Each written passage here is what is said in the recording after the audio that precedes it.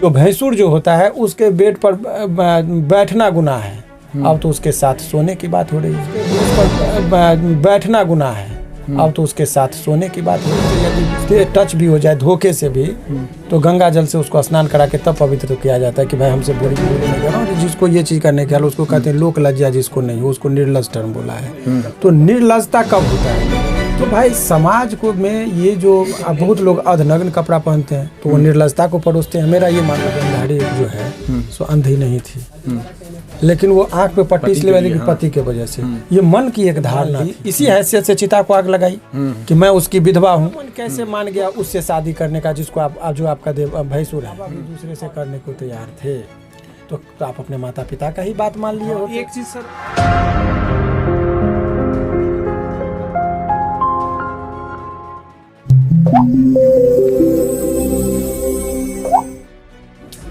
आरती और छोटू का मामला आपने तो बहुत देखा होगा। एक घटना है बिहार के अररिया जिले में घटित होता है। ये घटना काफ़ी चर्चा में रहता है, चर्चा का केंद्र रहता है और मीडिया भी में काफ़ी सुर्खियां बटोरता है, काफ़ी वीडियो वायरल होते हैं, लोग को इंटरेस्ट जगता है क्योंकि एक घटना के पीछे कारण है कुछ सामाजिक मुद्दा इस तरह से घटित हुआ था कि छोटू जो प्रेमी है, आरती जो प्रेमिका है, छोटू प्रेमी की हत्या हो जाती है आरती के घर में। और आरती, वही आरती प्रेमिका जो है अपने घर से भागकर और छोटू के घर पर जाकर रहने लगती है। अब आप सोचिएगा, सामाजिक मुद्दा इसलिए बोल रहा हूँ कि किसी के बेटे की अगर मृत्यु होती है और जिसके कारण होती है उसी को अपने घर में शरण देती है। लेकिन फिर से ये मामला जो है काफ़ी 2-4 दिनों से हाईलाइट हुआ है क्योंकि शरण देने के अलावा ही अब जो घटना घटा है कि छोटू के बड़े भाई, ध्यान से सुनिएगा, समझिएगा, छोटू के बड़े भाई मन्नू यादव से आरती की शादी कर दी जाती है। अब शादी तो हुआ नहीं था, प्रेम प्रसंग था, क्या घटना घटित हुआ था वो तो जांच का विषय है। लेकिन जो सामाजिक बातें आ रही हैं आपस में, कानाफूसी जिसको कहते हैं, कानाफूसी शब्द होता है जिसमें बातें आती हैं कि शायद शादी हो गई थी या क्या हुआ था। तो उसके बाद जो अगर रिश्ता होता है तो छोटू का बड़ा भाई जो होगा वो एक रिश्ते से जेठ लगेगा। और ऐसा कल्चर में, बिहार के कल्चर में तो नहीं हुआ है कि जेठ के साथ साथ। तो इन्हीं सब मुद्दों पे जो फिर से चर्चा हुआ है, फिर से एक खबर जो है काफ़ी सुर्खियां बटोर रहा है, तो इन्हीं मुद्दों पे आज हम बात करेंगे पटना हाई कोर्ट के प्रसिद्ध एडवोकेट शिवनंदन भारती जी से। तो आइए उनसे जानेंगे सामाजिक और कानूनी जो क्या प्रक्रिया है, थोड़ा उनसे विश्लेषण से विस्तृत रूप से जानेंगे। सर नमस्कार जी, बहुत बहुत धन्यवाद आपका। सर ये जो घटना काफ़ी जो चर्चा में, फिर अचानक 4-5 महीने के बाद एक घटना काफ़ी सुर्खियां में आ गया। आप उनके पिता का केस देख रहे हैं, आरती के पिता के, तो ये क्या मानते हैं आरती के जो द्वारा जो किया गया है, मतलब आरती के द्वारा क्या, उनके छोटू के परिवार के द्वारा जो शादी करा दी गई है, तो उसमें क्या केस पे क्या प्रभाव पड़ेगा? देखिए, जहाँ तक केस पर बहुत ज़्यादा प्रभाव की बात है, देखिए 2 बातें मैं कह रहा हूँ कि एज एडवोकेट होने के नाते आपको बता रहा हूँ कि केस पर इसका क्या हम लाभ लेंगे, क्या नुकसान होगा, ये यदि मैं कैमरा में बोलूँगा तो उसका स्ट्रेटजी वो बना के उनको लगेगा। तो इसीलिए केस से इसको नहीं जोड़कर इसको सामाजिक पहलू पर देखा जाए तो ज़्यादा अच्छा। देखिए, इस घटना का समाज पर ये घटना कोई पहली घटना नहीं थी कि किसी की मौत हुई है या किसी की हत्या हुई है। अनेकों घटना इस तरह की होती रहती है, परंतु ये घटना इसलिए सार्वजनिक तौर पर डिस्कशन का मुद्दा है क्योंकि एक लड़की बहुत ही साहसिक तरीके से जो दिखता है कि वो अपने बॉयफ्रेंड के चिता में आग देती है और कहती है कि मैं उसी के साथ रहूँगी, और अपने माता पिता के खिलाफ वो बयान देती है। अब सवाल ये है कि इस मुद्दे को मैं आपको बहुत ही गंभीरता से आपको बता रहा हूँ कि समाज में जो इसका इम्पैक्ट पड़ रहा है, सोसाइटी का जो वातावरण है बहुत खराब होते जा रहा है। वो माँ बाप जिनके बच्चे जवान हैं, खास करके बेटा या बेटी, खास करके बेटी वाले ज़्यादा, उन लोगों में एक डर का माहौल बन गया कि क्या मेरी बेटी भी तो नहीं ऐसे मेरा नाम खराब करेगी। तो बड़ा एक दहशत का माहौल बना हुआ है इन लोगों के घटना के बाद। लेकिन ये घटना बहुत सारे चीज़ों को और जब आप देखेंगे तो इस घटना में आप एक चीज़ को, आपको बहुत ही अहम चीज़ जो हमको मेरे नज़र से लग रहा है कि शुरुआती दौर में कुछ लोगों ने इसको, बुद्धिजीवी लोगों ने भी इसको समर्थन किया। मुझे पता नहीं कि क्यों, इनकी दूरदृष्टता कम थी या क्या थी, लेकिन आपने बड़ा बड़ा मिसाल दिया कि वो ये करेंगे वो करेंगे, और मिसाल उसी लोगों का दिया जाता है जिनके अंदर त्याग करने की भावना हो। अब वही बच्ची कह रही है कि मैं पूरी उम्र जो है सो कुंवारी रह जाती क्या। तो भाई 4 महीना भी कहाँ कह रहा है कि आपको रहिए, लेकिन परंपरा को भी नहीं माना गया। हिंदू धर्म के मुताबिक शादी उनका व्यक्तिगत जीवन है। सर एक इसमें एक देखिए कितना बड़ा संदेश दे रहे हैं कि अगर कोई लड़की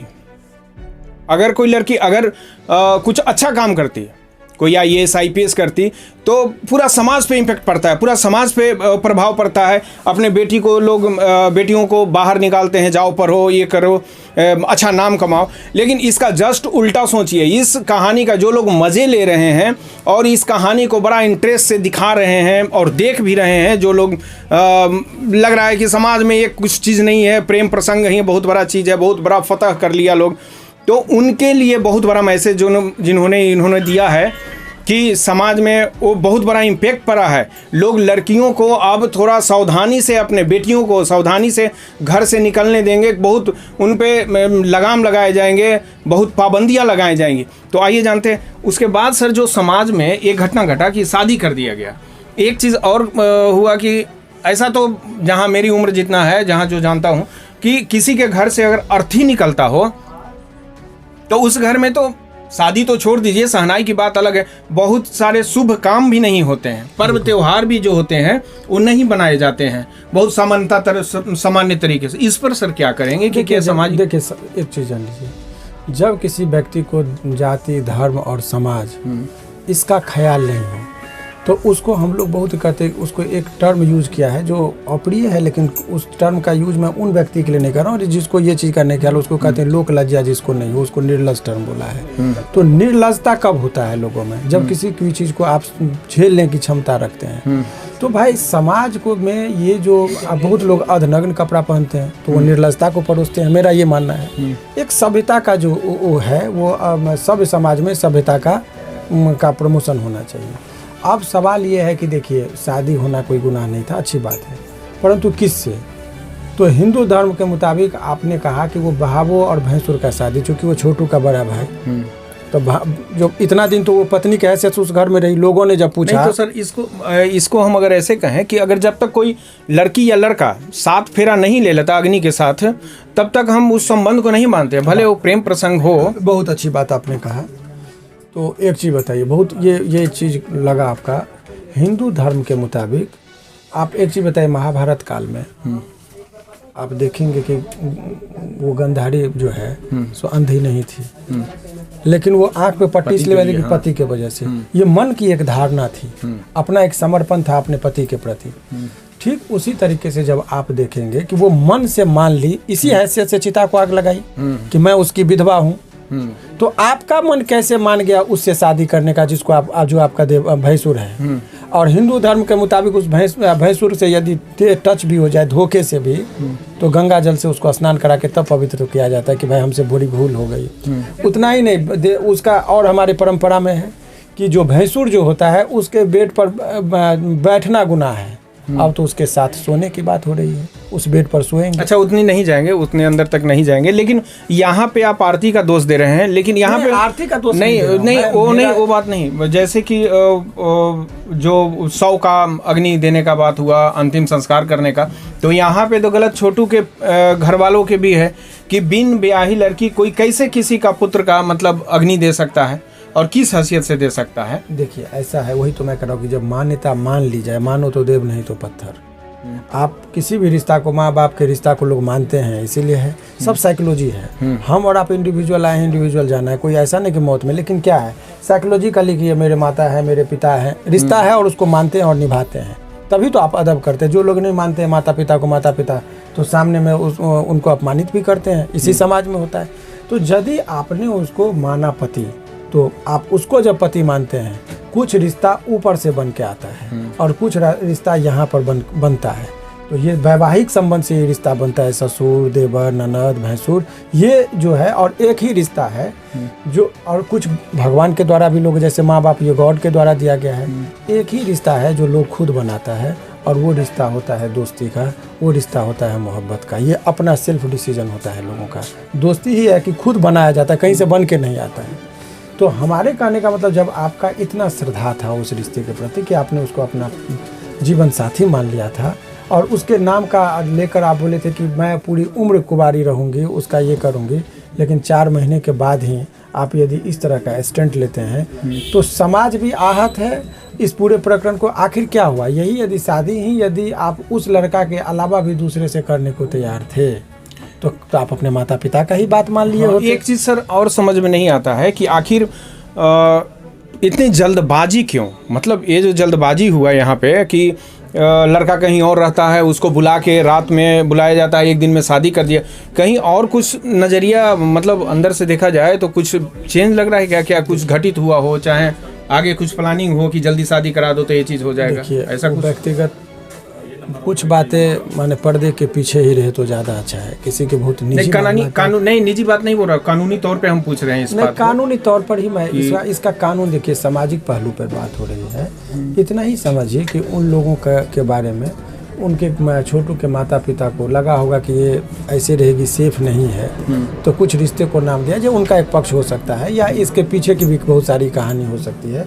उस पर नहीं, मुझे इसी बात पर है कि आपने गलती किया।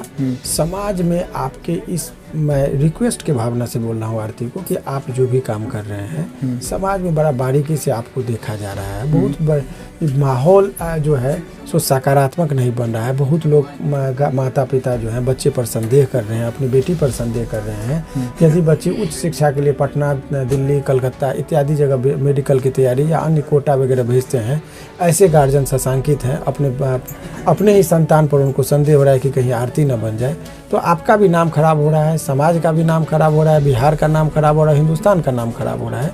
तो आप एक मिसाल बनिए, आप एक गलत तरीके पर मिसाल मत बनिए। उनको भी यही कहना चाह रहा हूँ कि देखिए आपने जो किया, आप ये चीज़ों को समझिए कि आपके एक बयान से आपके माता, आपके पिता, आपके बहन, आपके भाई, इन लोगों का जीवन खराब हो गया है। ये बात जो है तो आप माने किस मनोदशा में बोले मालूम नहीं है, लेकिन आप ये जान लीजिए कि एक झूठ के वजह से उन लोगों की ज़िंदगी खराब हो रही है। आप रहम कीजिए अपने परिवार पर और सही बात जो है उसको रखिए और निर्दोष लोगों से जो है तो आपको माफ़ी मांगनी चाहिए। और समाज में जो इसका नकारात्मक माहौल बन रहा है उससे बचिए। हर चीज़ का आपका व्यक्तिगत जीवन है, शादी किया, लेकिन मीडिया कॉन्फ्रेंस ये वो करके आप जो एक हेरोइक तरीके से निगेटिव चीज़ को आप परोस रहे हैं वो नहीं परोसिए, बचिए, तब विवादों से भी बचे रहिएगा और समाज का आशीर्वाद भी प्राप्त होगा। अन्यथा समाज को बहुत गलत डायरेक्शन में जा रहा है। आपके कहानी का लाभ 2 महीने के बाद इसका कानून पे मतलब जो केस चल रहे हैं उस पे क्या इम्पेक्ट पड़ेंगे? थोड़ा सा मतलब ऐसा नहीं कि अंदरूनी बातें मत बताइए, आपको बता रहे कानून की बात आप समझिए।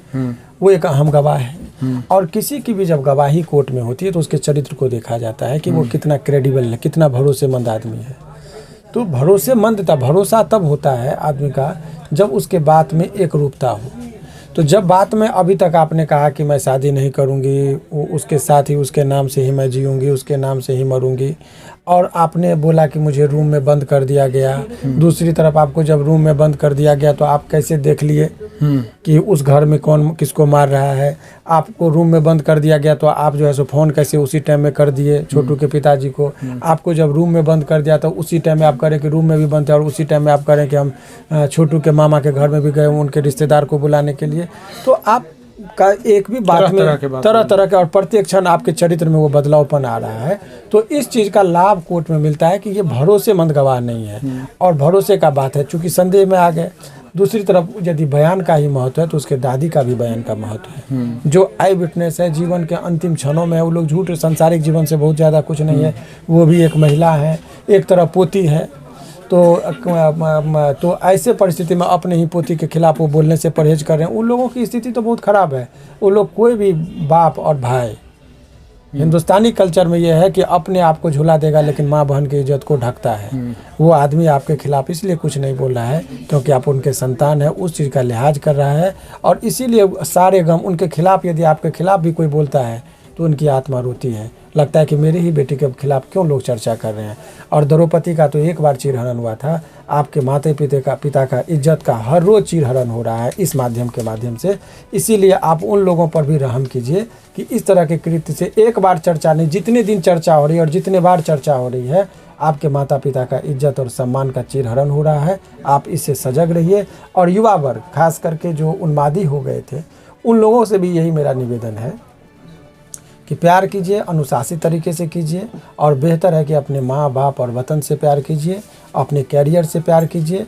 इन तमाम तरह से यदि आप करेंगे तो आपको जीवन में अच्छा अर्धांगिनी भी मिलेगी, आपका जीवन भी सुखमय होगा। और बेवजह रात में यदि कहीं जाएंगे, यदि उन्मादी होके, तो हो सकता है कि इस तरह की घटनाएं आपके भी घर में हो और अफसोस मनाने के अलावा कुछ ना हो, और पता चले कि 6 महीना के अंदर ही जिसके लिए आपने खून बहाया वो आदमी जो है सो दूसरी शादी कर लेती है।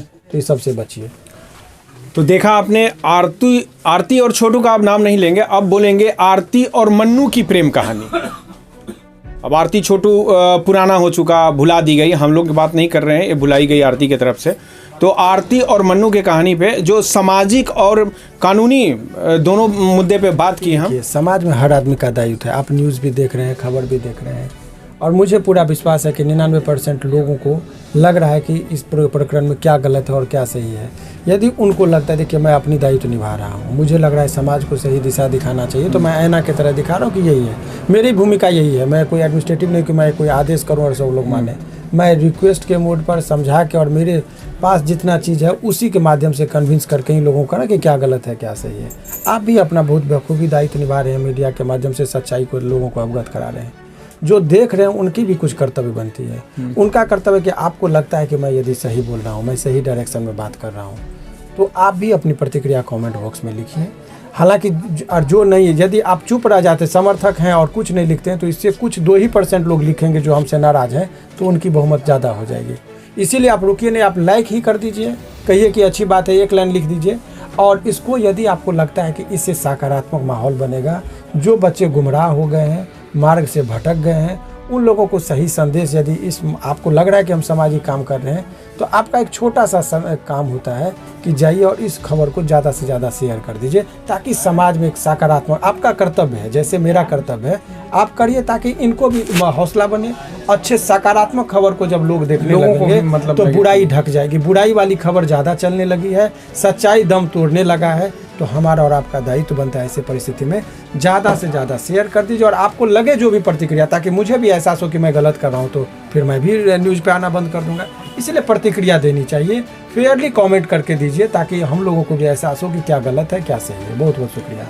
तो देखा आपने, अगर आप समाज में रह रहे हैं तो क्या अच्छा हो रहा है, क्या बुरा हो रहा है, उसके बारे में आपको प्रतिक्रिया देना चाहिए। तो प्रतिक्रिया देने के लिए आपके पास ऑप्शन है, इस वीडियो के नीचे कमेंट बॉक्स होता है, उसमें जाके आप प्रतिक्रिया देख सकते हैं।